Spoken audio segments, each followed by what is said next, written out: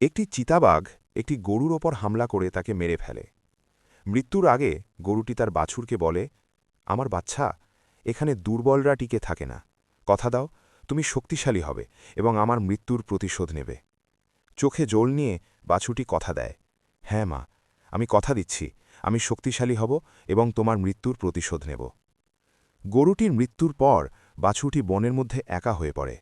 সে সাহায্যের জন্য বনের রাজা সিংহের কাছে গিয়ে ন্যায় বিচার চায়, কিন্তু সিংহ তাকে পাত্তাই দেয় না এবং সাহায্য করতে অস্বীকার করে।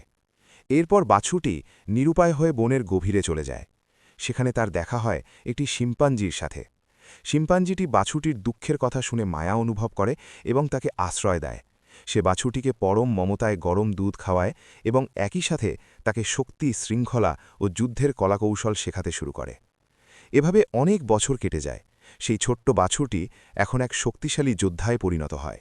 এরপর সে শিম্পাঞ্জিটির সাথে সেই চিতাবাঘের মুখোমুখি হয়। চিতাবাঘটি তাকে লড়াইয়ের জন্য চ্যালেঞ্জ জানায়। চিতাবাঘটি তাকে উপহাস করে বলে, তুমি ভুলে গেছ আমি তোমার মাকে মেরেছিলাম, এবার তোমার পালা। লড়াই শুরু হয়। প্রথম দিকে চিতাবাঘটি বেশ আক্রমণাত্মক ছিল, কিন্তু গরুটির মনে পড়ে তার মায়ের শেষ কথাগুলো।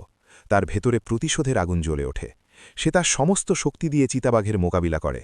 অবশেষে চিতাবাঘটি তার কাছে হার মেনে মারা যায় এবং গরুটি তার মায়ের প্রতিশোধ নেয়।